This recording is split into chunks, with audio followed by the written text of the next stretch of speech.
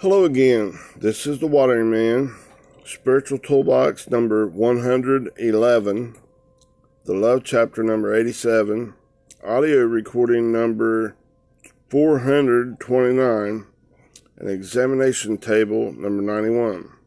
We're dissecting this thing, not just skimming it and just swallow it like an old pig or an old unclean animal, and then not regurgitate it, not think about it again, just poop it out.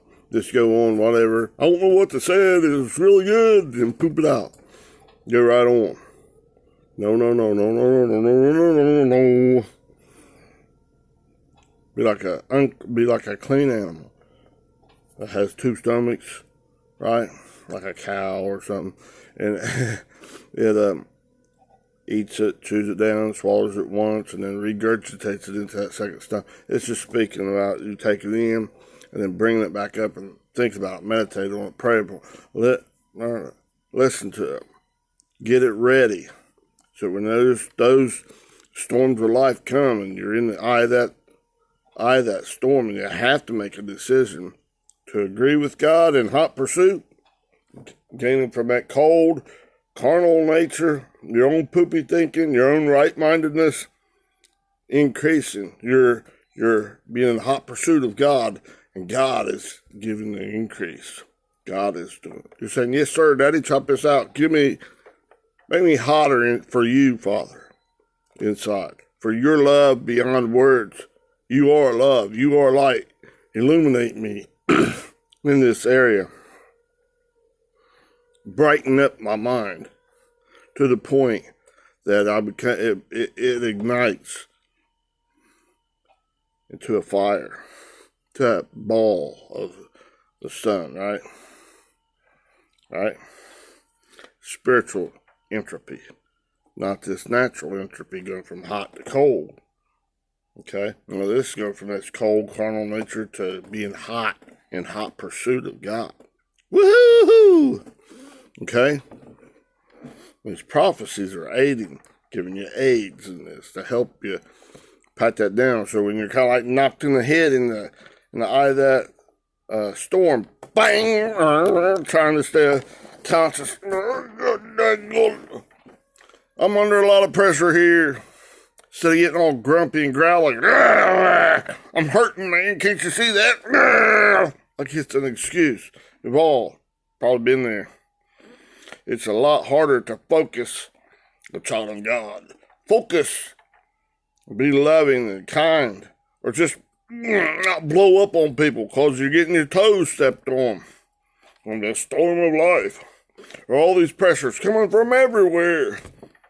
It's driving me mad. I've been there, lots. You gotta get over that. Okay, I'm helping you, giving you a big rope down there. Grab onto that bad boy. Let me pull you up and help you over this. Give you some tools so you can decide. You can work it out for yourself.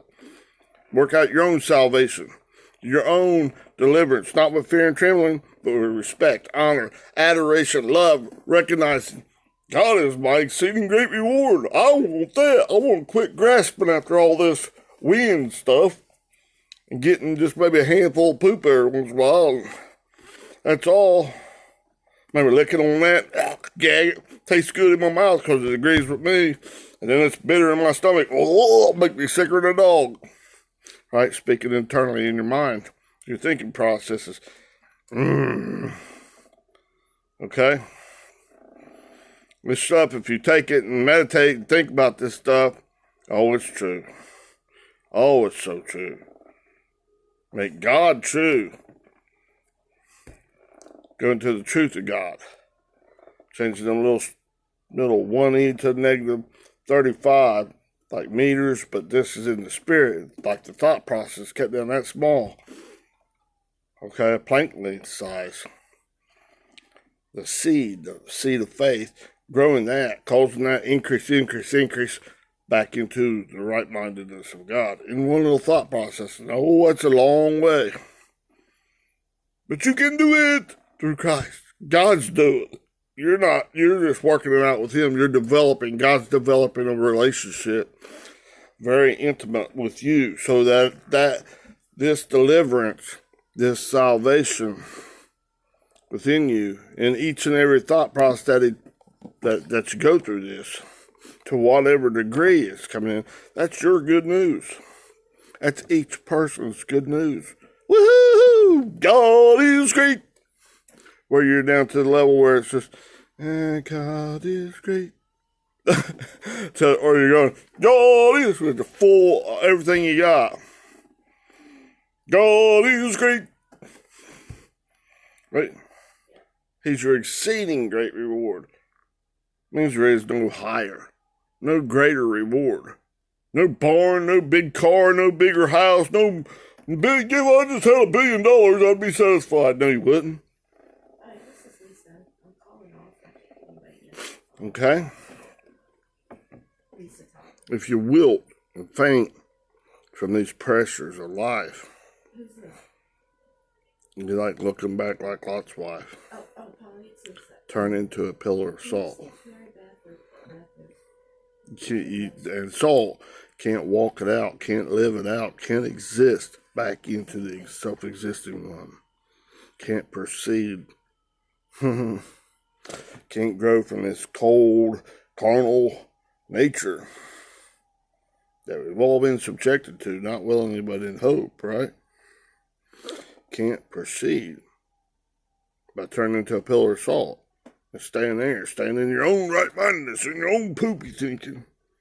Can't proceed, can't exist back into going, making progress, going all the way back in and SYN, God's right-mindedness.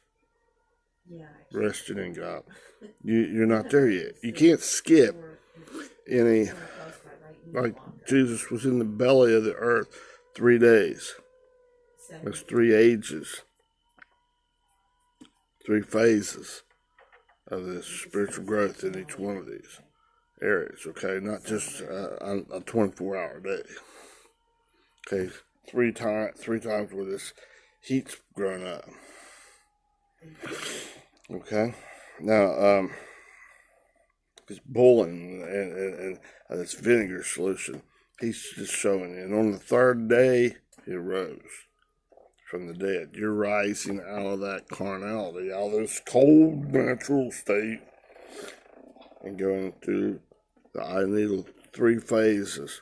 And in that 3rd phase, you're rising up, and boom, it's igniting into, it's being rebirthed as a star in your mind. All right, what are stars in the Bible? What do they recommend? What do they represent? Overcomers. You've overcome this, and that's in one little area of your thinking process. Out of what?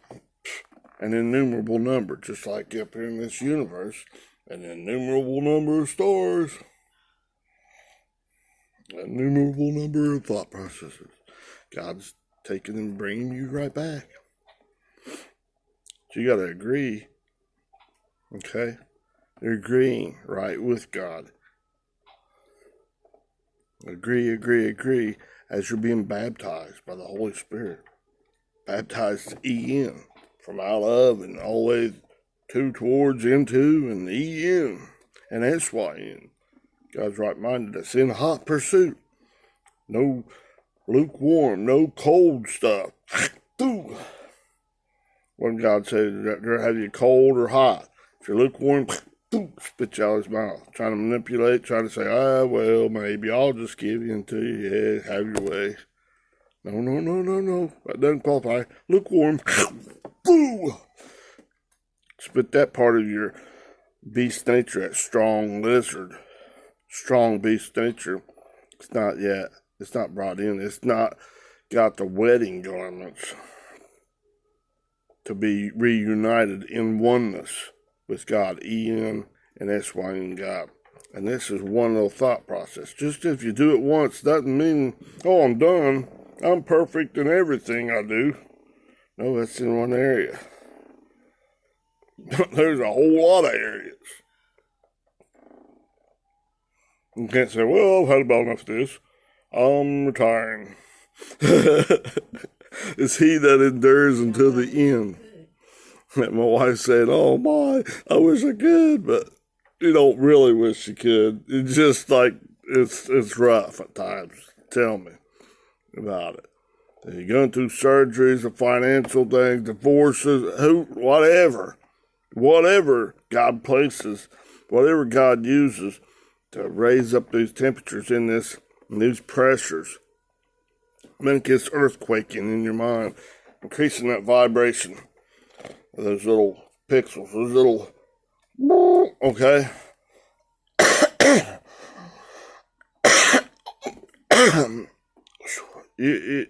You really don't want that to stop. What you'd be saying is, "Oh, I'm going back to the cold side, to the dark side, to the ignorance of God." Okay, I'm cooling down.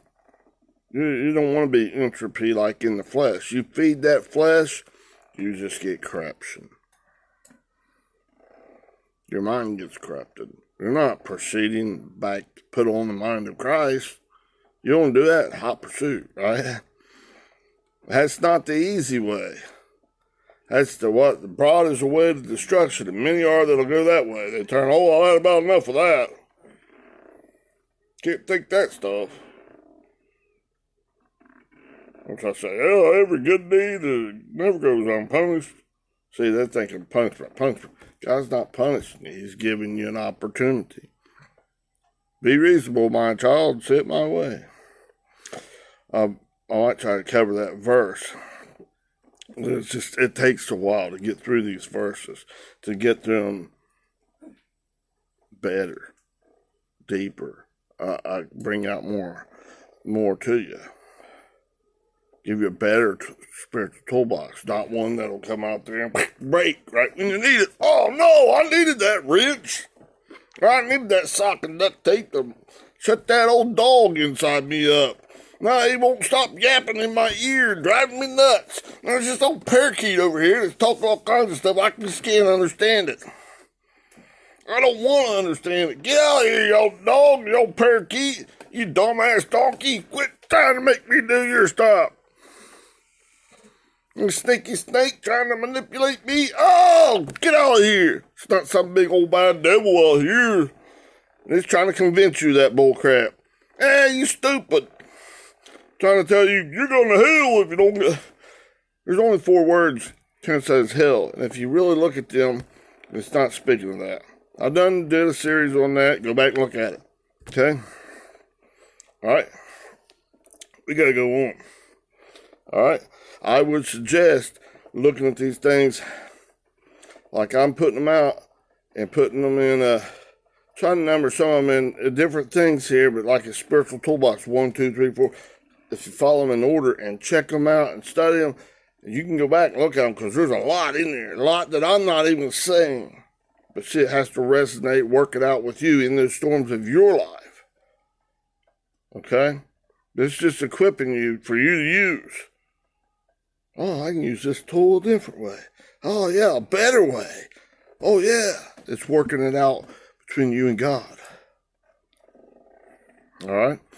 So look at these things. Study them. Understand them. Get understanding in there for yourself. Not because I'm telling you to. No. Okay? Do it for yourself. Not because, oh, makes me look good. Yeah, I'm a big bad Billy. I'm shining outside that cup and not even dealing with that carnal dead man's bones inside there. Not even dealing with my own nasty non-spiritual mind. I just look good. Yeah, I'm a pretty boy or a pretty girl. Yeah. They really think, they can't really see. They don't really know what I'm thinking.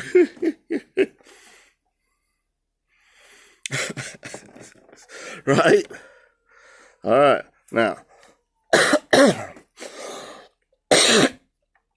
let me make a little bit of progress here. Let's see if I can. Now, in 1 Corinthians chapter 13, verse 8, it says, "Charity never faileth, but whether there be prophecies, they shall fail." Okay, I already covered that. Okay. "Whether there be tongues, they shall cease." I'll work on that next. And then there's "whether there be knowledge, it shall vanish away." Okay? Now, let's go back here to this "whether there be tongues, they shall cease. Okay? Let's see.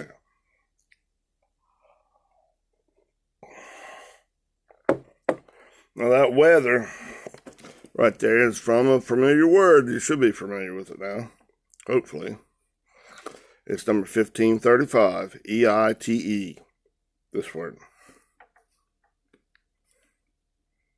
Come on, buddy. Strong's G, There we go. 1535. Ite. Thayer's Lexicon. I. Okay. Now remember, it's popped back here in my notes, okay? And look at this word. It's a conjunction. It's from 1487 and 5037. I'm just going to touch it because I've already been there. You can go look at it yourself or go back to the video before. I think I did about almost a whole video probably, or maybe, I don't know, quite a bit on this, okay? And that comes 1487 and 5037. And that 1535 has been if, whether, it, if to, okay? Right? You're answering God in these eyes of the storm, okay? To agree with God or to not agree with God. So if you do it, whether, that's a little bit more obscure. You know, I like if. If you're agreeing or if you're not agreeing. Fall in, fall out. Right? And that comes from, address this first word, 1487, right? EI, it's a conjunction, a primary particle of conditionality. If or whether, okay? And the second part of that word that it's coming from, that 5037, TE particle, primary particle, it's both or also as a correlation with 2532. Right? I covered this a lot more thorough before. So go back and look at that and then study. Get a strong concordance and whatever. You can look in the Blue Letter Bible or other apps and stuff and find it more quickly. Okay? All right? So that Kai, K-A-I, means and or indeed, so, then it correlates to that. Okay? All right, now, so that's the first one. Basically, we'll just call it if. Okay? So whether, it's if. It's a ite, okay? So if you're going in this, which tongue are you speaking in? Because that's what we'll get to next, okay? Which language? You're speaking in that dog barking beast nature, your own carnality, your own righteousness? Yeah, I'm Big Bad Billy, or I'm just a low-down, dirty sinner saved by grace. You don't sound like you're saved. You don't sound like you're in the process of going back in to God. And that's why in God, you're in the process of that. Meta. Right? Come from out of, to, towards, into, and in, that's why in God. Don't sound like you're doing that. Don't sound like you're heading towards victory. Victory in Jesus, my Savior forever. Okay? Now, that Jesus, remember, is Jesus, I-E-S-O-U-S. Okay? And that means Yahweh, not Jehovah or Jehovah. That's got vowels in it. Go on back beyond that. Back in your thinking, back farther back. That's Y-H-W-H. I'm pronouncing it Yahweh. They really didn't have a pronunciation, but just to make it more simple for me. Okay? Father. Y-H-W-H. The self-existing one. The highest. Supreme divinity. As in Theos. Okay? T-H-E-O-S. Okay? I mean, you're going back. You're back into God, okay? Now, this tongues, are you speaking in God's language? Are you communicating where you don't even need to speak? It's just in your mind. You're automatically, you can speak. But are you communicating correctly in union with God and in God, relying upon God, resting in God.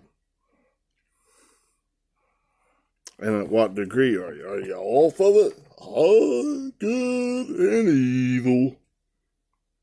Kind of like speaking like, hi, how are you? Bark, bark, bark, bark. Doing. You have a bark, bark, bark. Hee-haw, hee-haw, hee-haw day. Good and evil. You're all mixed up. You're double-minded. That would be like a double-minded man speaking. Which if you're way out here in the radio waves, you're missing. You're talking donkey and he-all beast nature almost all the time. Whether it seems good to you or bad, you're not talking intelligibly. You're not communicating with God. You cross that center line, every once in a while there's a little word comes out that's intelligible.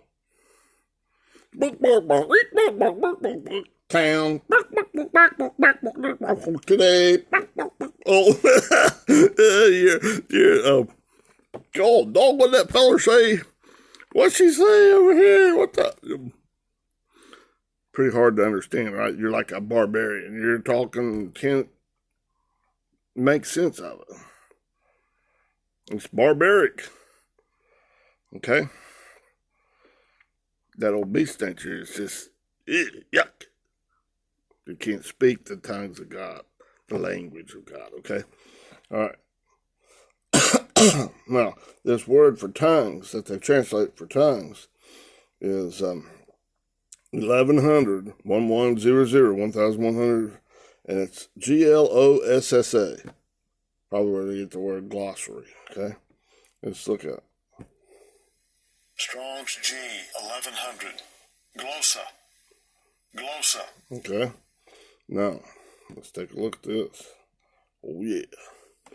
It means of an uncertain affinity. Okay, that's it's a feminine noun of uncertain affinity, the etymology, the root word of that. Okay? And it means a tongue, a language, online biblical usage, the language or dialect used by a particular people, distinct from that of other nations. Okay? And once a ball of your thinking is brought all the way back through this eye of the needle, all the way from out of meta and going all the way towards into, and an E and an S-Y in God, it's intimately, it's in such a tightly locked, quantumly entangled state, a being of existence now in God and in union with God, S-Y-N, that there's no real language needed. You're speaking, you're communicating with God. Your will's lining up with God in this area. You're not going out and crying about hangnails, pressures, trials, tribulations. You're not, that's just something you can ask God, like Jesus did. Father, let this cup pass from me. He's in the garden right before he's be taken and be crucified. He knew it. Okay? Father, let this cup pass from me, but nevertheless, not my will, but yours be done. That's our pattern, son. That's the pattern. That's the anointed Messiah. He's showing us. God's showing us. It's okay, prayers and all this stuff, but if we don't get it, we'll just make a petition. We'll just have everybody pray for that, and then it'll make God bend the knee to us. No, it don't work that way. God's right, always. That humanistic thinking is wrong. Make God true, acknowledge God as the truth. And all this humanistic thinking is poopy. It is right, is our unrighteousness. It's wrong. We just don't understand. We can only look down to this hairline size thought process. God expands that bad boy up to the size of the observable universe, 93 billion light years in diameter. A light year is about 6 trillion miles. There you go. Okay? And then he's looking all the way down to that seed. He knows intimately. That seed is himself, that seed, that faith, seed of faith, the seed of Christ that he put within us. And he's bringing back through like germinating, making it heating it up, vibrating. Just agree, God. Agree right back into me, right back into God. Okay, go right back in union with God. Rest in God. God is your exceeding reward. Not this old donkey stuff. You don't have to be in agreement with everybody else. Okay? Let God reignite that little star, grow it back up, that seed of faith, grow it back into the truth of God. Boom, it's a star inside there.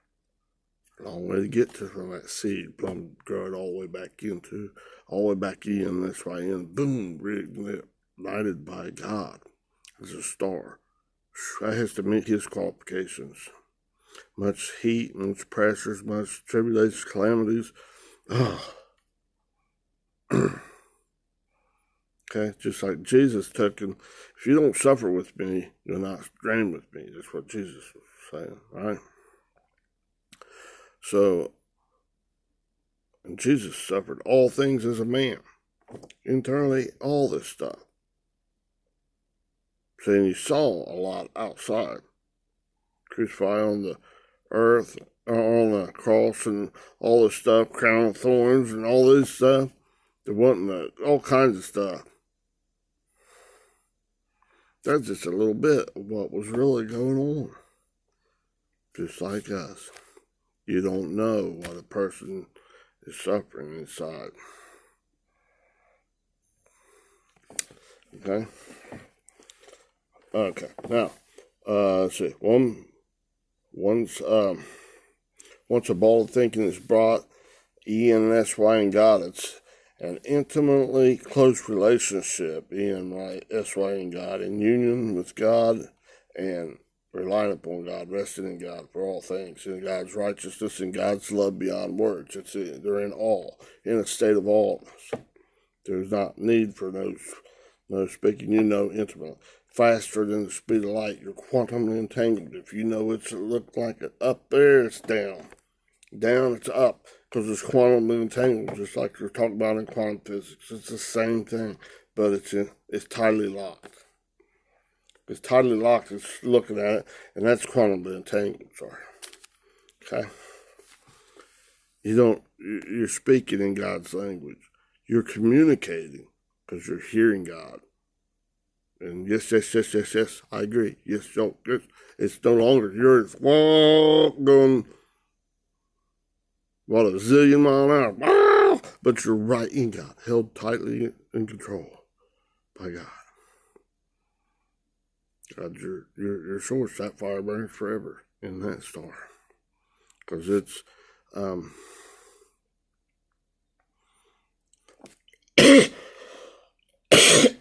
the source of that fuel is the self-existent one. It doesn't run out. All this other garbage thinking, yeah, it runs out. It burns up. See? Now, let's see what I got here now. Yeah, I'm just saying the ball thought process is tightly locked and quantumly entangled in a manner that the communication Ian and S.Y. and God is direct and not in need of a language to delay the prayer, the communication of God. It's directly linked to God. It's Ian resting in God and S.Y. in union with God. You've seen me, you've seen the Father, right? You're in Christ. In that area of your thinking. It's complete, it's perfect. But there's a whole lot of that stuff to take care of in your mind. A whole lot of thought processes. Okay?